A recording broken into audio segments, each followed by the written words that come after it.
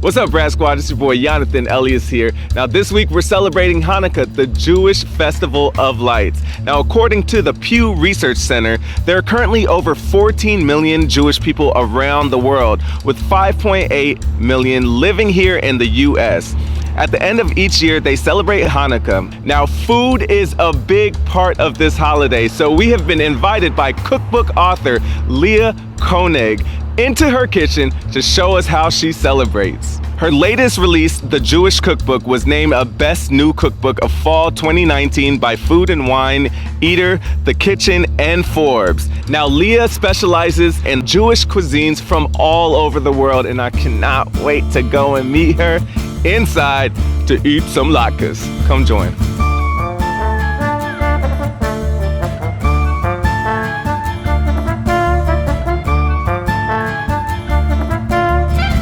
All right, squad, we are here with Leah, and it smells pretty good over here right now. Leah, how are you doing? I'm doing great. How are you? I'm amazing. Thank you so much for inviting me into your place, your home. It's beautiful here. I feel at home. So let us know, what do you have over here that you made for us? Sure. So it's Hanukkah, which is a really joyous festival that comes once a year. The kind of basic story is a long time ago, in ancient Judea, there was this king named Antiochus. He was like a Hellenistic king, and he basically tried to take over and tell the Jews, they weren't really called Jews at the time, that they couldn't practice their religion anymore, so they either had to convert or be killed.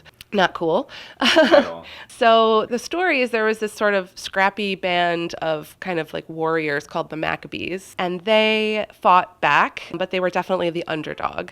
And Antiochus's armies destroyed the ancient temple in Jerusalem and knocked over all the menorah. And so the Maccabees won. And when they went into the temple to kind of rededicate it and clean up the mess, they found just enough oil to last for one night. But the miracle, the story of Hanukkah, is that oil lasted for 8 nights. So that's kind of the miracle.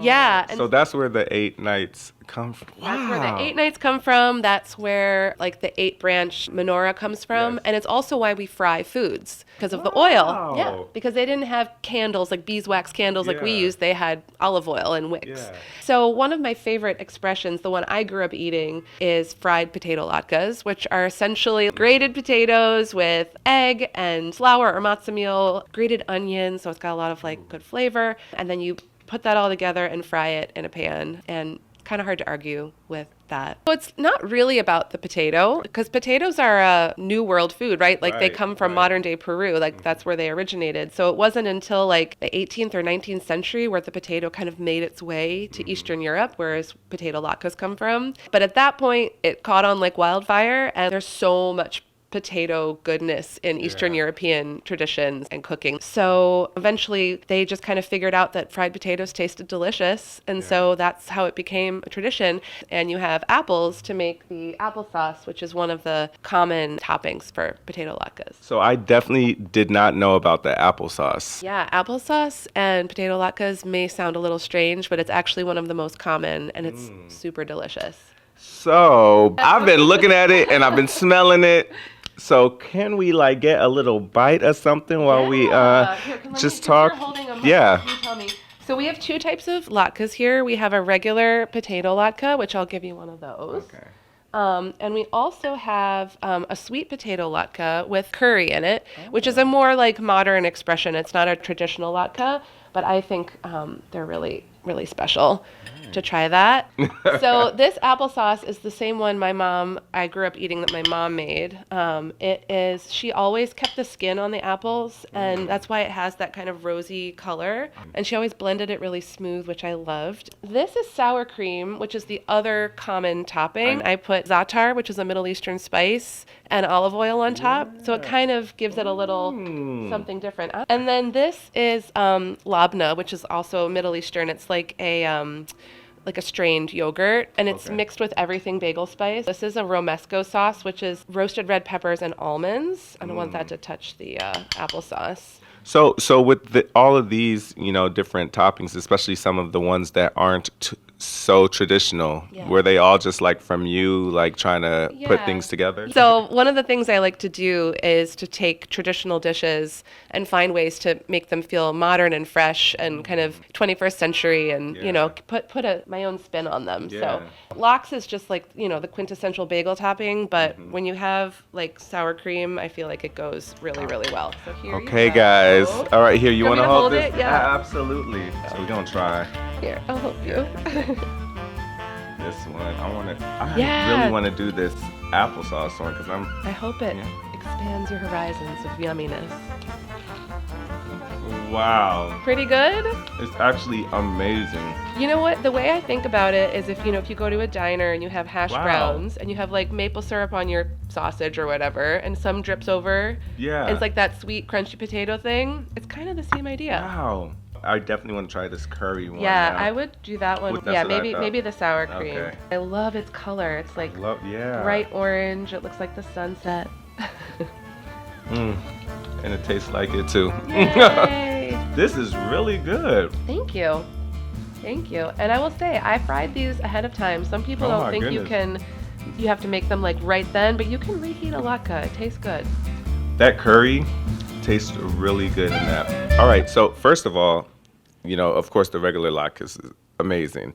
But this curry, the sweet potato curry one, you know, curry sometimes can be very overpowering.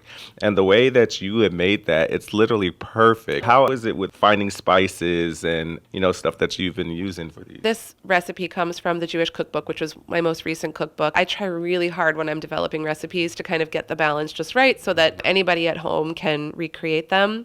But I'm also really lucky because I live in Kensington, which is a neighborhood in Brooklyn. Well, it's right next to Borough Park, so we're right next to a very Orthodox Jewish world. There's a large Bangladeshi South Asian community and a Pakistani community.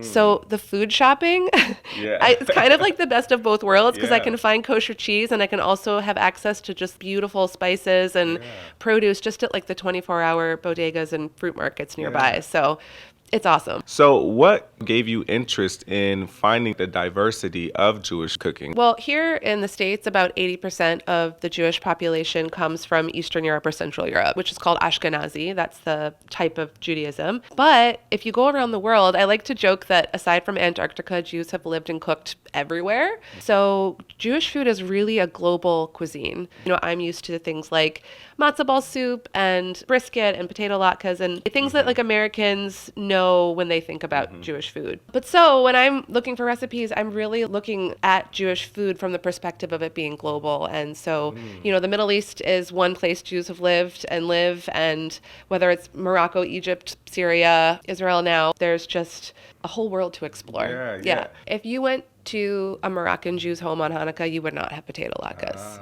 No, you would have svenj, which are like these kind of rustic donuts that they dip in sugar syrup or honey syrup that are so delicious. Cuisines develop based on cultural practices, but also on agriculture, right? So if you're talking about Jewish cuisine in Eastern Europe, where it's cold, it's going to be totally different vegetables, spices, local produce than if you're like talking about, you know, Jews in India or anywhere else in the world. When I was growing up, you wouldn't see like hummus on people's tables necessarily. But now, like if you go to even an Eastern European Shabbat table, you'll have challah and you'll have hummus, which is a Middle Eastern dip, close. right? Yeah. So you're starting to see fusion happening in really delicious ways. So I would love to know about your family history, where they're from, and the immigration story. Yeah, so my dad's side of the family actually isn't Jewish, but they're from Germany. And so they came probably, I think when like most Germans came to America in like the 1840s and 50s.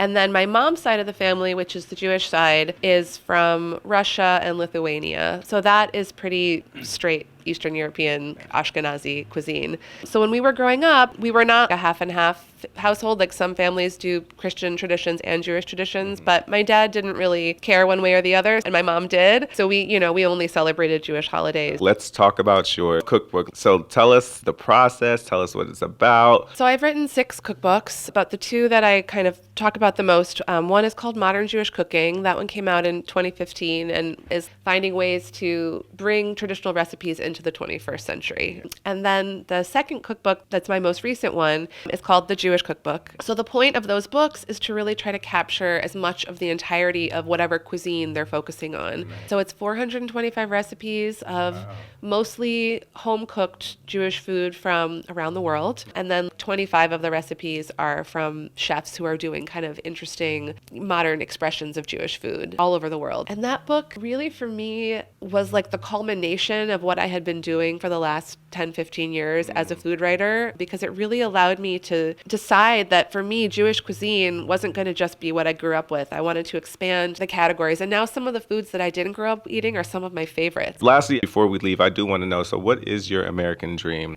I think my American dream is that my two kids grow up understanding that the world is better when we are aware and find joy in other people and people who are different than ourselves. And not that we dim our own lights and not that we don't celebrate our own stuff and who we are, because, you know, there's joy in our own traditions, but that we expand our traditions. So my American dream doesn't have anything to do with prosperity or anything like that, although they wouldn't mind. Yeah. For me, the American dream is really not just acceptance, but actual like love for other people and sharing experiences and allowing my light to make your light brighter and your light to make my light brighter. That's my American dream. And Latkes. Yes. Thank you so much for schooling myself and everybody else about the history of Hanukkah and Latkes. But it was my pleasure. Thank you for coming and sharing it with me. Absolutely. Pleasure is mine. And everybody, I'm going to finish this first. All right. Bye.